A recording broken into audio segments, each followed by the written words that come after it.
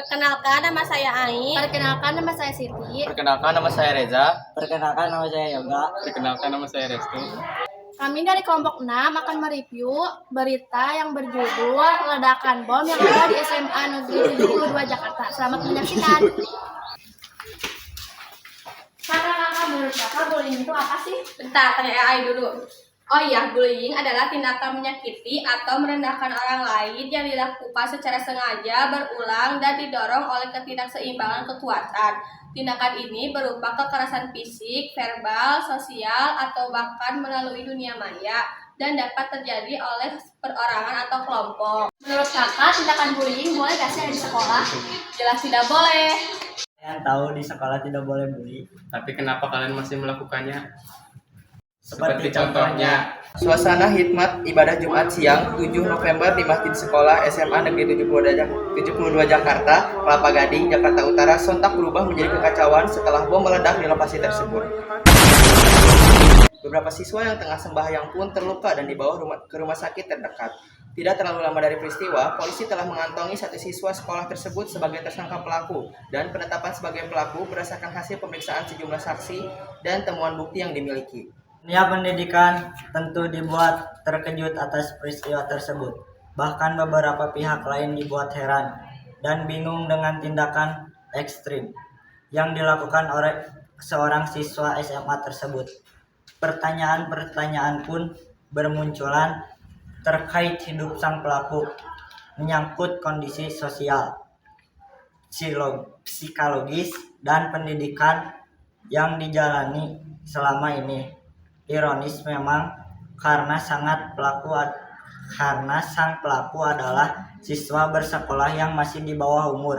Bahkan beberapa sumber informasi mengatakan pelaku peledakan diduga korban perundungan yang tak memiliki ruang aman untuk berlindung.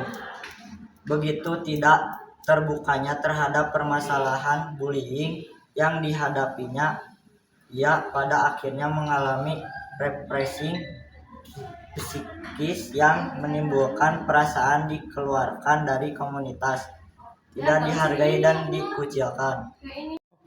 Dosen Fakultas Ilmu Sosial dan Ilmu Politik, Widianta, menyatakan memandang kasus ledakan di SMA Negeri 72 Jakarta bisa dilakukan dengan dua sudut pandang, yaitu perspektif sosiologis dan psikososial. Dalam pandangannya, tekanan psikologis yang dialami seorang anak tidak muncul di ruang hampa, melainkan akumulasi dari persoalan yang menumpuk dan terinternalisasi.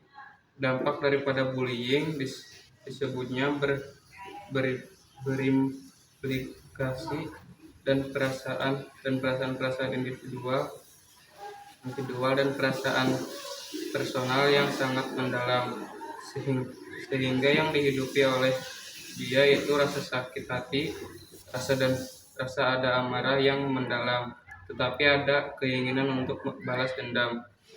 Implikasi yang bisa dilihatkan muncul agresivitas karena terstimulasi peristiwa bullying yang dialami sang anak, ucap Widianta. Sebagai pengamat, Widiana menilai fenomena ini sebagai kasus pertama di Indonesia.